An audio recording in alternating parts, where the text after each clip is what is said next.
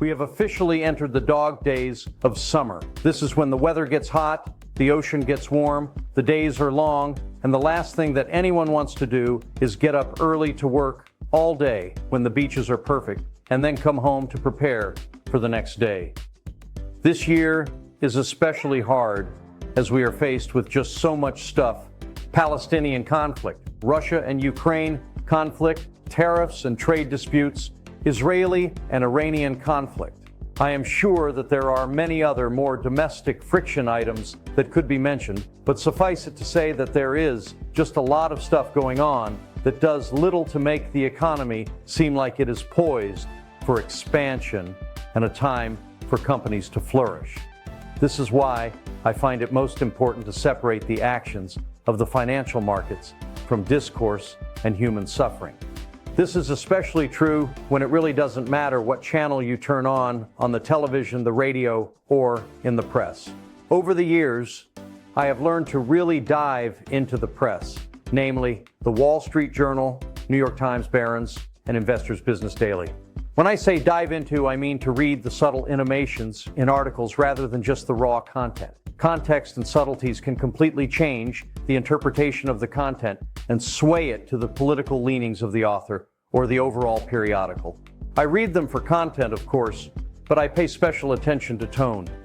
Tone is the subliminal aspect of the articles that are written. I find that quite often, normally in a more politically spectral periodical like the New York Times, issues are often twisted to fit their motives, but all the same address issues that deserve attention. As an example, and of great importance, I'm going to go into the articles that I feel are incredibly important, as the content and the tone have relevance. I implore you to read these articles. I know this sounds a bit like homework, but if you really want to understand what is really going on, I think it would serve you well to read them. Now, they aren't long, so don't set aside hours, but instead maybe one at a time. Why investors are stuck on the sidelines.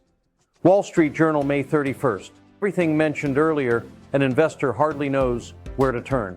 This is incredibly important as it obviates the need to focus on what the markets are doing rather than focusing on the emotion of issues. What invariably ends up happening is an event occurs, Trump tariff day, April 2nd, and Israel bombing Iran, June 14th, and the market sneezes. The press blows it up, and then the markets recover when it is clear that these events, although painful, did little to affect the direction of global economies, consumption, production, and technology. Then begins the FOMO, fear of missing out. Then when it bounces and the problems continue, there is a feeling of FOGI, fear of getting in. This is because the markets react and bounce, then investors are left behind. Moral of the story, don't invest by emotion. Invest based on quantifiable facts and studies. Don't fret. American exceptionalism isn't dead yet. Barron's, June 2nd. This is the backbone of all of them as I see it. Basically, just because foreign markets are finally catching a bid, the U.S. equity markets and economy should not be sold short. True, our markets could take a breath, and the capital could flow temporarily to markets outside our shores. But there has been little to slow the growth of U.S. industry and the deflationary effect of technology and AI. The concern that continues to loom is the fiscal concern of U.S. debt, as it has hit $37 trillion. I often bring up the yield on U.S. treasuries, as the yields would be skyrocketing if there was a problem with U.S. debt. Here is a chart of the yield on the 10-year U.S. Treasury. Notice that it seems to be locked in a range since 2022 between 3.6% and 4.8%. Should there really be a problem, this wouldn't be the case. Also, more than 60% of U.S. households hold equities through brokerage accounts, IRAs, and 401ks, an investment level unmatched by other markets. That makes the U.S. markets the only one big enough to absorb global capital flows. The U.S. accounts for 64% of the global equity market capitalization and 41% of the global investment-grade fixed income. Also, some 58% of foreign exchange reserves are in dollars. Advisors, outsource. Asset choices. Wall Street Journal, June 13th. This was one of my favorites that I will not put away. It is stated that 8 out of 10 of the major investment firms use models to invest client capital. This basically means that the majority of investment firms are more fixated on sticking investors in a box with highly diversified mutual funds, ETFs, than to strategically position a client's portfolio and tailor it to their individual needs.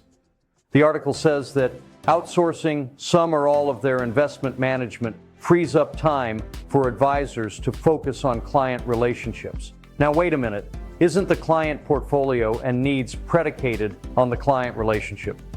Sounds more to me like the firms don't want the advisors to think, but instead to have them stuff clients in prefabbed boxes and be nothing more than a conduit to the firm's models. Does this sound like the way you earned your money to get you to where you are? I find this a terrible testament to the work most advisors put in to understand the financial markets and how they affect their clients' needs. I could really go on in this one, but you can read it yourself and then ask yourself, if you call your advisor, can they really answer why you own what you own? Your withdrawals and gyrating markets. New York Times, June 15th. This one I found most surprising. It seems to touch on how to deal with volatility during uncertain times. As can be seen in the chart I often show, there are always going to be uncertain times. This is simply the nature of the financial markets. Actually, there are corrections of around 5%, plus on average 3.4 times per year, 10% plus 1.1 times per year, 15% plus every 6 months, and over 20% quite seldom. Given the more liberal leanings of the New York Times, they go on to say, the Trump administration's aggressive stance toward government agencies and institutions like the Social Security Administration is also raising Americans' collective anxiety. Although polls have shown for some time that skepticism about the long-term health of Social Security has been pervasive among younger adults, more recent surveys show that this gloomy outlook has begun to take hold among older Americans. 70% of respondents between the ages of 45 and 60 believe that Social Security won't be available for them. The woman they interview in the article says, I put all my RMD required minimum distribution in savings because who even knows if Social Security is going to exist with Doge and all. I mean, let's be serious. What I find extremely important about this article is the tone of the person. There is no mention of the growth of the economy, the continued low level of unemployment, the wage growth, and clearly the lack of need up to this point to cut interest rates, more due to the lack of softness of the economy. A bit more attention to the conflict that ignited this last weekend, a ramp up in geopolitical risk because of an outbreak of hostilities, historically has been a relatively short-term source of downward pressure on stocks when considered in the context of history. While markets stateside from the start of this week may well reflect concerns about the increase in hostilities in the Middle East that erupted on Friday and waged through the weekend and are still occurring as I write this note, it is our view that historical context suggests downward pressure on stock prices is unlikely to be a protracted negative overhang on stocks. It's not that equity markets are particularly hard or cynical, but rather that military action and conflagration are often followed by a collective realization among investors that such destructive events eventually spur production. The eventual need to repair damage and rebuild inventories depleted by war activity eventually lead to the procurement of goods and services. Such underlying provisions and response often provide opportunities for businesses and innovators in meeting the needs of consumers and the businesses they serve that can lead to revenue and earnings growth. We remain positive on equities both U.S. and foreign. Pullbacks earlier this year have mostly looked like trims and haircuts for the S&P 500 whenever bears, skeptics, and nervous investors have found a catalyst to take near-term profits without FOMO, fear of missing out, amid what appears to us in fundamentals that persist in showing resilience like a very much intact bull market.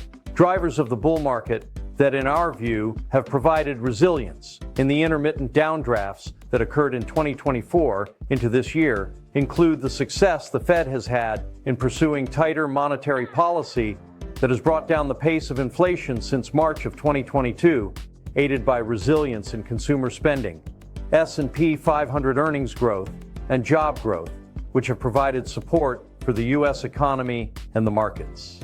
In looking at the current action of the S&P 500 index, it can be seen quite clearly that the run from the lows in 2022 hit a high point where the market simply got tired and needed more fuel for another move higher.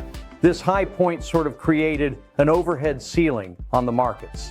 This began in December of last year. The first quarter of the first year of a new president had the normal downdraft, and now we are right back there at the old highs as seen here. The price of West Texas Intermediate Light crude rose 13% last week to close at $72.98 on June 13th. Prices rose sharply on Friday, up 7.3%, after Israel attacked Iran's nuclear research sites and as Iran responded. Levels of global crude production and supply have restrained the price of oil this year on concerns about the strength of global economic growth tied to tariff-related risks. Recent calls for increased production by OPEC have added pressure on the price of oil as well. The real issue is not so much Iran and its oil, as it is relatively small in overall oil exports, but rather the Strait of Hormuz. There was a particularly good article on this in Barron's this past weekend. War upends the oil trade, how it could play out. I would take the time to read it. As a result of this conflict and the concerns about our domestic debt levels, the price of gold closed at a new all-time high on Friday, June 13th at $3,432 per ounce.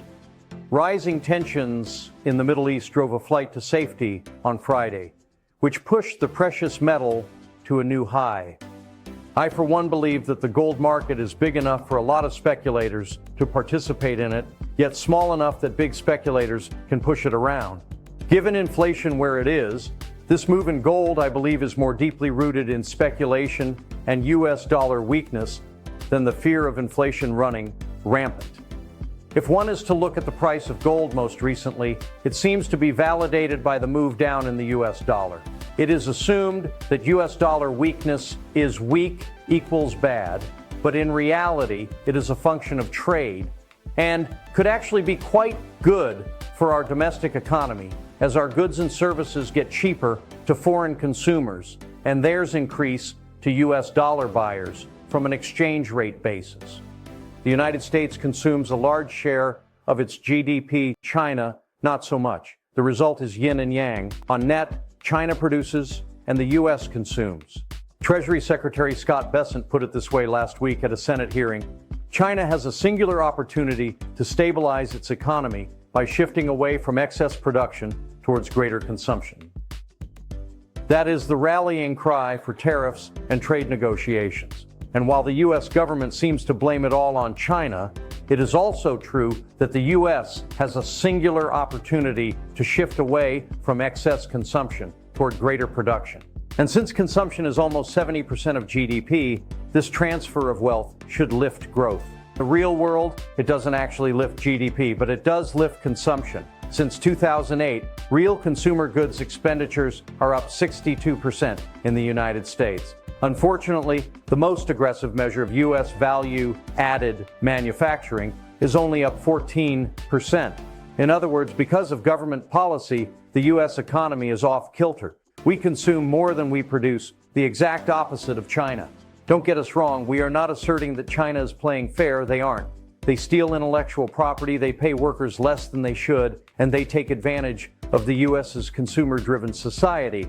On top of that, they want to undermine U.S. geopolitical strength. What we are saying is that the U.S. needs to stop subsidizing consumption and punishing production.